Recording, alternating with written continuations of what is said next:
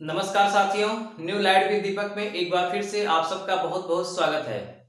आज अमीन के कोर्स में हम लोग सीखेंगे कि वृत्ताकार खेत या प्लाट का बंटवारा कैसे होता है। चारों ओर से गोला हो या फिर आधा गोला हो या फिर आधे से भी कम हो, आज हर प्रकार के वृत्त का बंटवारा हम लोग सीखेंगे। तो वीडियो को पूरा देखिएगा, कहीं स्किप मत करिएगा, पूरी बात आप अच्छे से समझ जाएंगे। जैसे सबसे पहले मैं पूरे वृत्त की ही बात कर लेता हूं। ये वृत्त है ना, बिल्कुल वृत्ताकार खेत है और इसकी जो परिधि है, इसकी परिधि मान लीजिए इसकी परिधि है 88 मीटर। परिधि इसकी कितनी है? 88। परिधि का मतलब ये चारों ओर की लंबाई। हमें इसे दो भागों में बांटना है। अगर मुझे इसे सिर्फ दो ही भागों में बांटना है तब तो बांटना बहुत सरल है। हमें इसका केंद्र पता करना होगा कि केंद्र कहाँ है और उस केंद्र से एक और फिर इधर लाइन खींच देना है, दो भाग हो जाएंगे। उदाहरण के लिए मान लीजिए इसका केंद्र यहाँ है, तो मैं अगर यहां से बिल्कुल सीधी लाइन खींच दूं केंद्र से जाते हुए इस कोने से उस कोने तक, तो दो भाग इसके हो जाएंगे और दोनों बिल्कुल बराबर आएंगे। लेकिन मामला ये है कि हम केंद्र कैसे पता करें और एकदम सीधा कैसे खींचे, है ना। तो केंद्र पता करने के लिए हमें इसकी त्रिज्या पता करनी होगी कि इस वृत्त की त्रिज्या कितनी है। तो हमने आपको सिखाया है कि अगर परिधि दिया हो और त्रिज्या निकालना हो तो त्रिज्या निकालने का फार्मूला होता है परिधि गुणित 7/44। ये सूत्र लगता है अगर परिधि चारों ओर की लंबाई दी गई है तो त्रिज्या निकालने के लिए। तो परिधि कितनी है? 88 गुणित 7/44। अब आप जानते हैं 88 का 44 में भाग होगा या फिर 88 का 7 में गुणा करके 44 का भाग दो, एक ही बात है। तो मैं पहले ही भाग दे रहा हूं, 44 दूना 88। अब 7 का 2 में गुणा हो गया 14 मीटर। इसका मतलब ये हुआ कि इस वृत्ताकार खेत की त्रिज्या कितनी है? 14 मीटर। त्रिज्या का मतलब केंद्र से किनारे तक की दूरी। अब देखिए 14 मीटर की हम एक डोरी ले लें या इंची टेप ही, जिससे इच्छा हो। 14 मीटर इस किनारे से जहां लगे कि बीच में जा रहा है वहां तक आप नाप करके एक पॉइंट रख दीजिए। यहां से 14 नापिए, लगभग बीच में जहां जा रहा है रख दीजिए। फिर इधर से भी नापिए, इधर से भी चारों ओर से, तो वो एक ही जगह मिलेगा। अगर मान लो आप तिरछा कर दोगे, यहां से आप 14 नापोगे यहाँ पे, तो यहाँ पे बिंदु आपने रख दिया, तो जब आप इधर से लगाएंगे तो वो 14 यहां आके नहीं मिलेगा, वो 14 यहीं तक आएगा। तो इसका मतलब ये हुआ कि जब यहीं तक इधर वाला आ रहा है और इधर वाला यहां जा रहा है, दोनों मिल नहीं रहा है, इसका मतलब कि ये केंद्र नहीं है।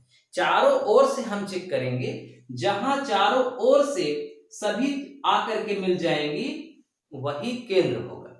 ठीक, तो केंद्र का निर्धारण इस तरह से होता है।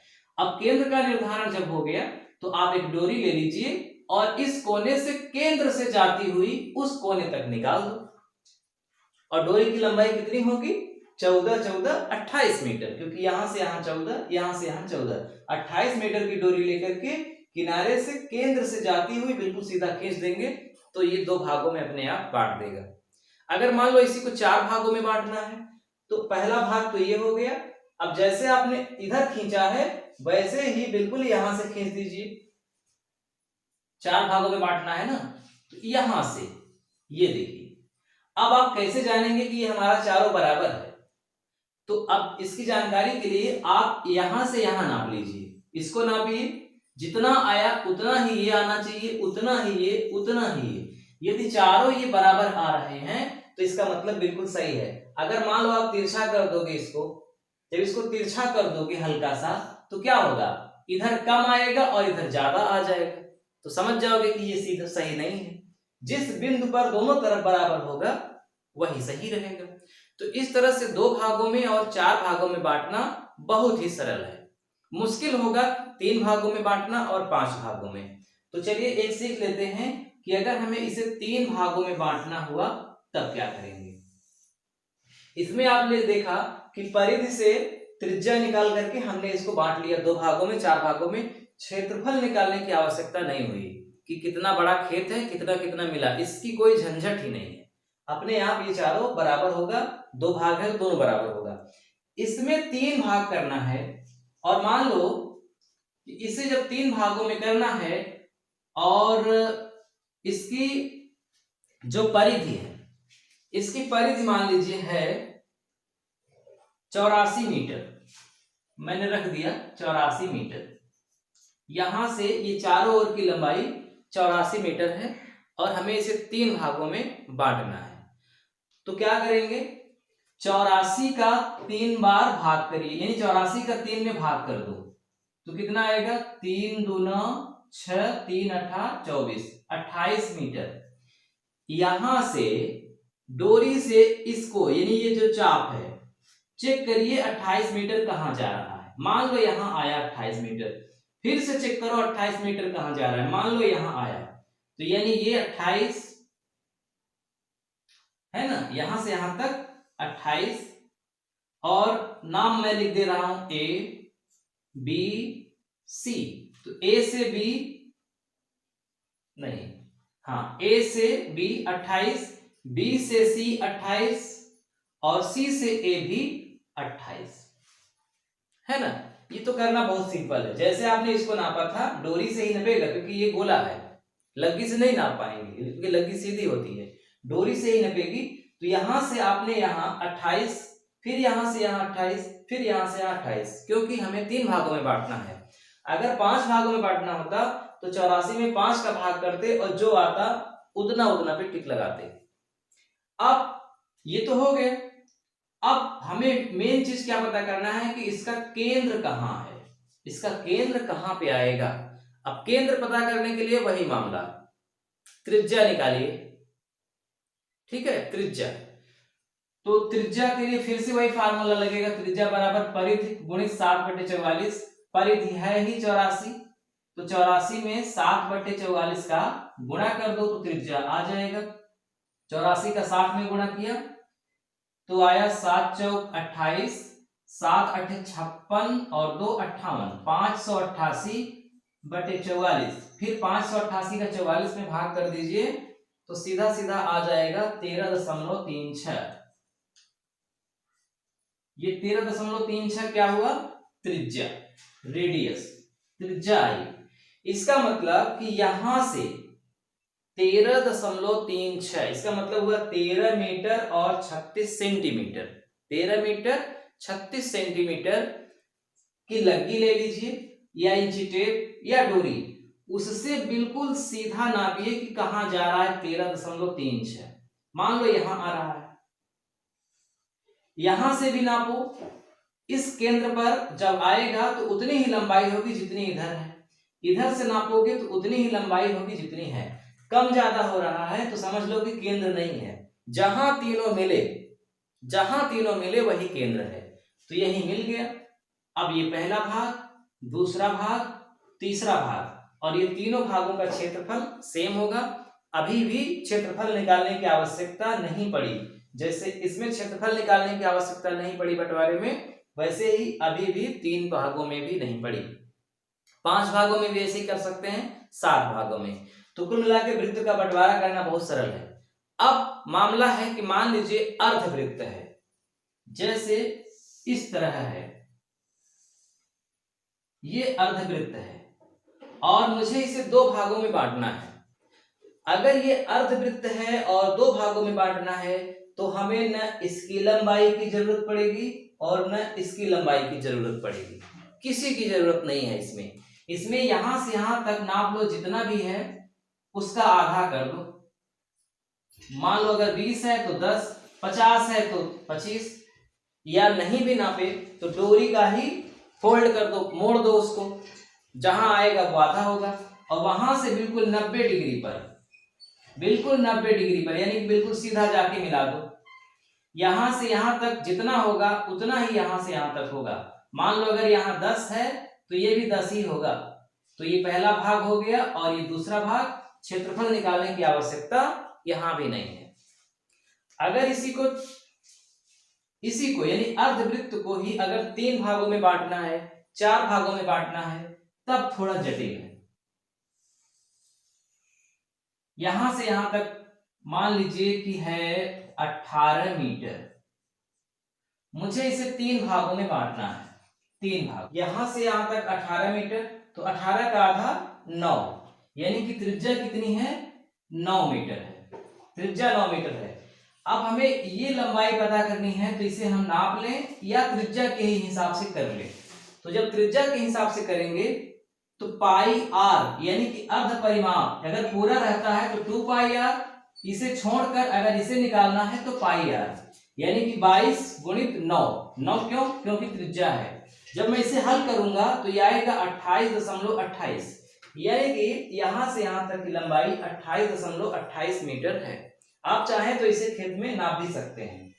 अब 28.28 को 3 भागों में बांट दिया तो 9.42 आया। इसका मतलब कि यहां से नापिए 9.42 कहां आ रहा है, फिर यहां से नापिए 9.42 कहां आ रहा है, और बिल्कुल यहीं से मिलाना है तीनों को। ये पहला भाग, ये दूसरा भाग और ये तीसरा भाग। जितना ये आएगा उतना ही आएगा और उतना ही आएगा, कम ज्यादा बिल्कुल भी नहीं आएगा। यहां तक बहुत सरल है बंटवारा। इसके बाद अगर इस तरह का वृत्त है, ये इसका बंटवारा थोड़ा कठिन है, तो इसी बंटवारे को आप आगे समझ लीजिए, पूरा वृत्त का बंटवारा आप सीख जाएंगे। मान लीजिए इस तरह का कोई प्लॉट है, ये है 16 मीटर, ये है 10 मीटर और ये बिल्कुल वृत्त के आकार का है, और मुझे इसे 3 भागों में अभी बांटना है। 2 भागों में बांटना बहुत सरल है, 3 भागों में, 5 भागों में थोड़ा सा कठिन होता है, इसीलिए मैं इसे 3 भागों में बांट रहा हूं। आप जान रहे हैं अगर इधर और इधर बराबर होता और 3 भागों में बांटना होता तो मुझे बस इसका 3 भाग करके जहां जहां आता लाइन खींच देते, अपने आप 3 भाग हो जाता, बराबर ही आता। तो इसीलिए मैंने इसको अलग अलग ले लिया, क्योंकि बराबर वाला आप सीख गए हैं। यहां से यहां त्रिज्या 10 है, यहां से यहां 16 है, और ये जो चाप है पूरा, ये मान लीजिए है 20 मीटर। समझिए ध्यान से, 20 मीटर है। मुझे इसे 3 भागों में बांटना है। तो अब आप ऐसा नहीं कर सकते कि यहां से यहां तक 20 है तो 20 के 3 दिन कर दो भाग, 3 छंग 18, 6 पॉइंट कुछ आएगा तो 6 पे लगा करके खींच दो। अगर ऐसा कर दोगे, यानी कि इसे बराबर बराबर लाइन में करके खींचोगे, तो क्षेत्रफल बराबर नहीं आएगा, क्षेत्रफल कम ज्यादा हो जाएगा, क्योंकि इसकी भुजाएं कम ज्यादा है। तो अब क्या करेंगे, अब यहां पर हमें इसका क्षेत्रफल निकालना है, इस पूरे प्लॉट का क्षेत्रफल निकालना है, उसके बाद इसका बंटवारा हो पाएगा। तो पूरे प्लॉट का क्षेत्रफल निकालने के लिए क्या करेंगे, पिछले वीडियो में हमने आपको सिखाया है कि क्षेत्रफल निकालना है तो चाप गुणित त्रिज्या बटे 2, यही फार्मूला लगता है। चाप की लंबाई कितनी है? 20, नीचे 2 रहेगा, त्रिज्या पता करना है, तो एक तरफ की त्रिज्या 10, एक तरफ की 16, तो इन दोनों का औसत निकाल लो, 16 और 10 जोड़ दो, कितना होगा? 16 10 26, है ना, 16 10 26, और 26 का आधा 13। इसका मतलब कि कितना होगा, इसकी मतलब त्रिज्या औसत 13। अब 2 से 20 कट गया, 10 आया और 13 दहम्मा 130, 130 वर्ग मीटर इसका पूरा क्षेत्रफल आ गया इस प्लॉट का। 2 से 20 को काट दिया ना, 2 दहम्मा 20, या आप चाहते तो 20 का 13 में गुणा करते, 13 दूना 26, 260, 260 का 2 में भाग करते तो 130। अब 130 के 3 भाग कर दो, क्योंकि 3 भागों में बांटना है। 3 भागों में बांटना है तो 130 के जो 3 भाग करेंगे तो आएगा 43.3 धन 43.3 धन 43.3। तो 43 इतना तीनों भाग का क्षेत्रफल आना चाहिए। अब जो मैं तरीका आपको बांटने के लिए बता रहा हूं ये केवल सीखने के लिए है। आप पहले कॉपी में इस तरह करेंगे, उसके बाद आप प्रैक्टिकल करेंगे खेत में जाके, और खेत में आपको बहुत लेबर वर्क करना पड़ेगा, बार बार पैमाइश करनी पड़ेगी, तब जाके सही आएगा। नियम यही रहेगा, लेकिन इतना ही आए एकदम एग्जैक्ट ऐसे ही हो ये गलत है, ये मत सोचना। आपको इसके आधार पे करना है, लेकिन वहां पे प्रैक्टिकल भी करना है। प्रैक्टिकल कैसे करना है अभी मैं बता रहा हूं, पहले समझ लीजिए कैसे हम इसको बांटेंगे। देखो ये है 10, ये है 16। इसका मतलब कि जब मैं एक काल्पनिक 3 लाइन खींचूंगा, 2 लाइन 3 भागों में बांटने के लिए, तो पहली लाइन कितनी होगी 10 में 16, देखो 16 माइनस 10 बराबर 6। इसका मतलब कि इस भुजा और इस भुजा में 6 मीटर का अंतर है, तो यहां से इस भुजा से ये भुजा थोड़ी बड़ी होगी, इससे भी ये थोड़ी बड़ी होगी, और इससे भी ये बड़ी है। मतलब भुजाएं बढ़ते हुए क्रम में आएंगी। तो कितनी बढ़ते हुए क्रम में आएंगी इसकी पता करने के लिए हमें 3 का भाग करना है। 3 दूना 6। 3 का भाग क्यों करना है, क्योंकि 3 भाग है। इसका मतलब कि हर भुजा 2-2 मीटर बढ़ रही है। तो 10 में 2 जोड़ दो कितना आएगा 12, 12 में 2 जोड़ दो कितना आएगा 14, और फिर 14 में 2 जोड़ दो कितना आएगा 16। तो इस तरह से भुजाएं बढ़ते हुए आगे बढ़ेंगी। लेकिन ये कब होगा ऐसा, जब यहां से यहां की दूरी सेम हो, यहां से यहां की सेम हो, यहां से, यानी तीनों दूरी जहां भुजाएं मिल रही हैं वहां तीनों दूरी जब सेम रहेगी तभी ये 12-14 होगा, अन्यथा थोड़ा कम ज्यादा होगा। मैं औसत निकाल के कर रहा हूं कि मान लीजिए कि ये भुजा 12 है, ये भुजा 14 है, 13.5 भी हो सकती है, 14.25 भी हो सकती है, ध्यान रखिएगा। इसीलिए मैं कह रहा हूं कि प्रैक्टिकल आपको खेत में करना है। अब क्या करेंगे, ये हो गया पहला भाग, ये हो गया दूसरा भाग, और ये हो गया तीसरा भाग। 2 भागों का क्षेत्रफल हम पता कर लें तो तीसरा अपने आप पता हो जाएगा। क्या करना है, सबसे पहले इन दोनों भुजाओं का औसत निकालना है, 16 और 14 का। 16-14 कितना हो गया 30, 30 का औसत होगा 15। पहले भाग का मामला चल रहा है, पहले भाग का क्षेत्रफल है 43.3। तो अगर हम 43.3 में 2 का गुणा करके 15 का भाग दे दें तो पता चल जाएगा कि यहां से यहां तक की दूरी कितनी होगी, ए बी सी डी, ए से बी की दूरी कितनी होगी। अब आप सोच रहे होंगे कि 43.3 तो समझ में आ रहा है कि इसका क्षेत्रफल है, 15 का भाग भी दिया जा रहा है, ये भी समझ में आ रहा है क्योंकि ये चौड़ाई है, मतलब त्रिज्या का औसत है। लेकिन ये 2 का गुणा क्यों किया गया ये नहीं समझ में आया। तो 2 का गुणा इसलिए किया गया क्योंकि क्षेत्रफल निकालने के लिए 2 का भाग होता है, इसलिए 2 का गुणा हुआ। देखो जब क्षेत्रफल निकालते हैं तो चाप गुणित त्रिज्या बटे 2 लिखते हैं, और मान लो इसका क्षेत्रफल कितना आया था 130।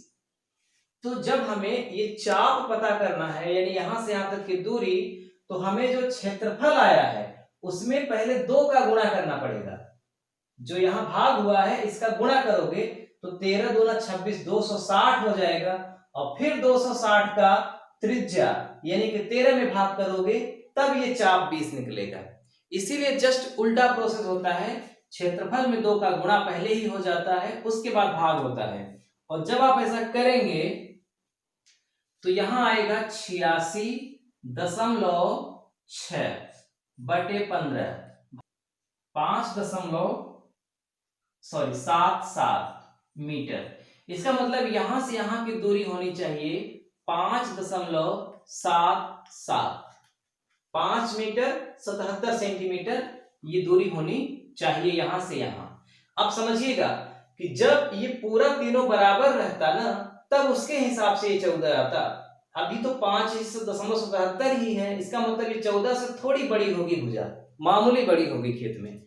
फिर हाँ सही है। अब इसी तरह दूसरा करना है। अब दूसरा करने के लिए 14 और 12 का औसत निकालिए। 14 धन 12 कितना हो गया 26 में 2 का भाग कर दो आया 13। क्षेत्रफल इसका कितना है वही 43.3। फिर से 2 का गुणा करके भाग करना है 13 का, तो 2 तिहाई 6, 2 तिहाई 6, 2 चौक 8, 86.6 का 13 में भाग कर दो तो कितना आएगा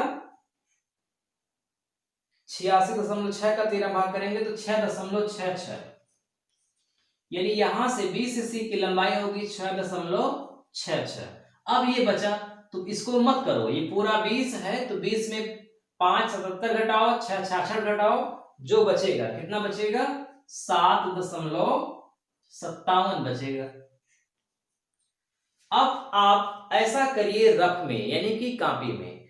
इसको करने के बाद अब आप खेत में जाइए और वहां प्रैक्टिकल करिए कि क्या अगर यहां से यहां तक 5.77 पर जो मैं बिंदु रख के लाइन खींच रहा हूं यानी मेड़ बना रहा हूं, तो क्या वो मेड़ 14 मीटर है? तो 14 मीटर होना चाहिए। अगर 14 नहीं है तो 14 से थोड़ा सा ज्यादा होगा, है ना, बहुत मामूली ज्यादा होगा।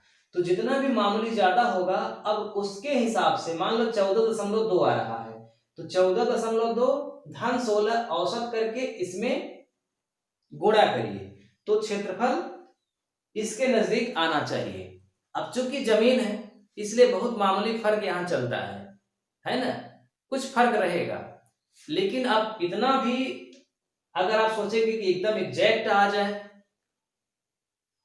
मतलब वर्ग सेंटीमीटर में भी न फर्क हो, तब असंभव है कि आप ऐसा कर पाएंगे। ठीक है, क्योंकि ये जमीन जो है वो मैथमेटिकल के हिसाब से तो बिल्कुल नहीं है, क्योंकि ये त्रिज्या इसकी अलग, इसकी त्रिज्या अलग। अगर बराबर है तभी 100% आएगा, कम ज्यादा है तो थोड़ा आपको कॉम्प्रोमाइज करना पड़ेगा।